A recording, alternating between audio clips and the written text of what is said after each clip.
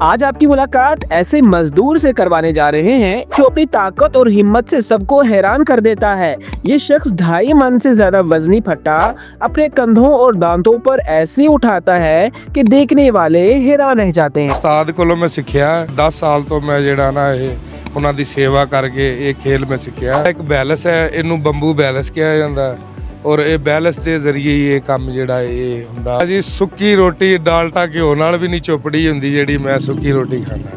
Info break की videos देखने के लिए हमारा चैनल सब्सक्राइब कीजिए और बेल आइकन को क्लिक कीजिए ताकि आप हमारे आने वाली वीडियो से बाखबर रह सकें। ਸਰ ਜੀ ਦੱਸੋ ਕਿ ਇੰਨਾ ਮਾਸ਼ਾਅੱਲਾ ਫਨ ਹੈ, ਇਹਦੇ ਪਿੱਛੇ ਕੀ ਟੈਕਨੀਕ ਹੈ ਕਿ ਤੁਸੀਂ ਕਿਵੇਂ ਵਜ਼ਨ ਚੱਕ ਲੈਂਦੇ ਹੋ? ਤਕਨੀਕ ਜੀ ਇਹ ਉਸਤਾਦ ਕੋਲੋਂ ਮੈਂ ਸਿੱਖਿਆ। ਮੈਂ ਅੱਗੇ ਵੀ ਬਾਈ ਨੂੰ ਦੱਸਿਆ 10 ਸਾਲ ਤੋਂ ਮੈਂ ਜਿਹੜਾ ਨਾ ਇਹ ਉਹਨਾਂ ਦੀ ਸੇਵਾ ਕਰਕੇ ਇਹ ਖੇਲ ਮੈਂ ਸਿੱਖਿਆ ਔਰ 10 ਸਾਲ ਤੋਂ ਬਾਅਦ ਮੈਨੂੰ ਇਜਾਜ਼ਤ ਮਿਲੀ ਹੈ ਮੈਦਾਨ ਦੇ ਵਿੱਚ ਇਹ ਮੰਡੀਆਂ ਦੇ ਵਿੱਚ ਆਪਣੇ ਫੱਟਾ ਚੱਕਣ ਦੀ ਇਜਾਜ਼ਤ ਹੋਈ। ਇਹ ਥੋੜਾ ਜਿਹਾ ਸਾਨੂੰ ਐਕਸਪਲੇਨ ਕਰੋ ਕਿ ਫੱਟਾ ਕਿਵੇਂ ਚੱਕਦੇ ਹੋ ਤੇ ਕਿਹੜੀ ਪੋਜੀਸ਼ਨ ਤੇ ਰੱਖ ਕੇ ਕਿੰਨੀ ਦੇਰ ਰੱਖ ਸਕਦੇ ਹੋ? ਭਾਜੀ ਇਹ ਜਿਹੜਾ ਵਜ਼ਨੀ ਫੱਟਾ ਜਿਹੜਾ 2, 2.5, 3 ਮਣ ਦਾ ਉਹ ਮੈਂ 5 ਮਿੰਟ ਮੈਂ ਖਿਲਾਰ ਸਕਦਾ ਔਰ ਜਿਹੜਾ ਕੋ ਹੈਗਾ ਮਣ ਜਾਂ 30 ਕਿਲੋ ਦਾ ਮਣਕ ਦਾ ਉਹ ਮੈਂ 15 ਮਿੰਟ ਵੀ ਖਿਲਾਰ ਸਕਦਾ। ਕੀ ਕੋਈ ਦਵਾਈ ਸ਼ਵਾਈ ਖਾਂਦੇ ਹੋ, ਕੋਈ ਸਲਾਜੀਦ ਖਾਂਦੇ ਹੋ, ਕੀ ਖਾਂਦੇ ਹੋ ਕਿ ਇੰਨੀ ਤੁਹਾਡੀ ਤਾਕਤ ਆ ਜਾਂਦੀ? ਭਾਜੀ ਸੁੱਕੀ ਰੋਟੀ ਡਾਲਟਾ ਘਿਓ ਨਾਲ ਵੀ ਨਹੀਂ ਚੁੱਪੜੀ ਹੁੰਦੀ ਜਿਹੜੀ ਮੈਂ ਸੁੱਕੀ ਰੋਟੀ ਖਾਣਾ।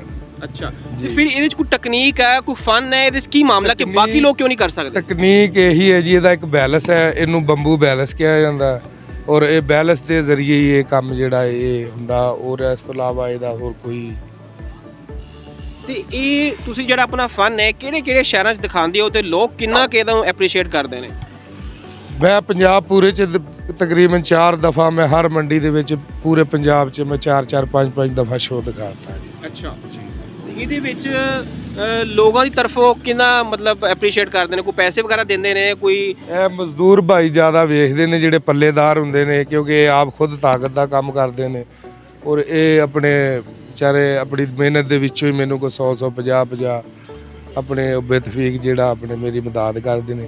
ਹਰ ਮੰਡੀ 'ਚ ਕੋਈ 5-4 ਹਜ਼ਾਰ ਰੁਪਈਆ ਮੈਂ ਆਪਣੇ ਸ਼ੋਅ ਕਰਕੇ ਮੈਂ ਆਪਣੇ ਬੱਚਿਆਂ ਲਈ ਰੋਜ਼ੀ ਕਮਾ ਕੇ ਲੈ ਜਾਂਦਾ। ਤੇ ਕੋਈ ਦੂਸਰੇ ਸ਼ੋਅ ਵਾਲਿਆਂ ਨੇ ਤੁਹਾਨੂੰ ਰਾਬਤਾ ਨਹੀਂ ਕੀਤਾ, ਜਿਵੇਂ ਲੱਕੀ ਲਾਈਨ ਸਰਕਸ ਆ, ਕੋਈ ਹੋਰ ਜਿਹੜਾ ਸ਼ੋਅ ਹੁੰਦੇ ਨੇ ਉਹਨਾਂ ਨੇ ਤੁਹਾਨੂੰ? ਉਹ ਸਰਕਸ ਵਾਲੇ ਜਿਹੜੇ ਨਾ ਉਹਨਾਂ ਦੇ ਵਿੱਚ ਸਾਡਾ ਇਹ ਕੰਮ ਨਹੀਂ ਹੈ। ਉਹ ਜਿਹੜੇ ਉਹ ਸਾਨੂੰ ਇੱਕ ਤੇ ਦਿਹਾੜੀ 2000 1500 ਉਹਨਾਂ ਨਾਲ ਫਿਰ ਬੱਚਿਆਂ ਦਾ ਰੁਜ਼ਗਾਰ ਨਹੀਂ ਚੱਲਦਾ।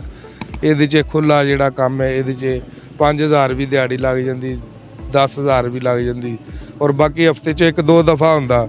ਸਰਕਸ 'ਚ ਬਾਰ-ਬਾਰ ਦਿਖਾਣਾ ਪੈਂਦਾ, ਦਿਹਾੜੀ 'ਚ ਰਾਤ ਇਹ 2-4 ਸ਼ੋਅ ਹੁੰਦੇ ਕਿਉਂਕਿ ਵਜ਼ਨ ਦਾ ਕੰਮ ਬਾਰ-ਬਾਰ ਨਹੀਂ ਦਿਖਾਇਆ ਜਾਂਦਾ।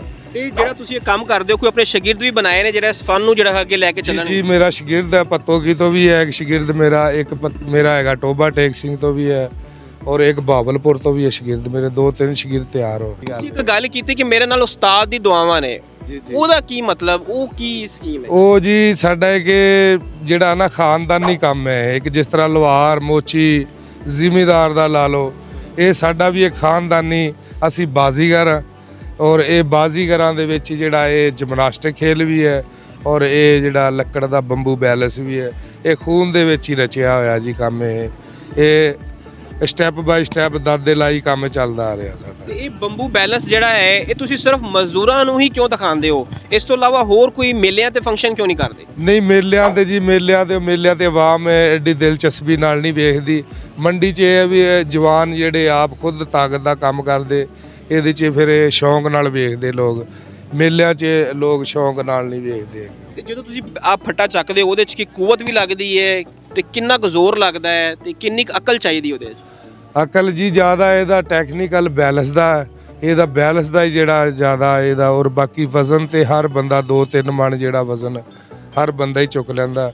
ਬਾਕੀ ਇਹਦਾ ਜ਼ਿਆਦਾ बैलेंस का ही काम है जी नाज़रीन, ये है फ़नकार, ये है टैलेंट ऑफ पाकिस्तान, ये है असल हीरो जो अपने टैलेंट को दिखा के अपना रिस्क जो है वो कमा रहे हैं। ऐसे टैलेंट को प्रमोट करना चाहिए ताकि ये भी माशरे में हमारे जो है सर्वाइव कर सकें। नाज़रीन, ये थी आज की स्टोरी। अगर आपको स्टोरी पसंद आई है तो देखते रहिए इन्फो ब्रेक।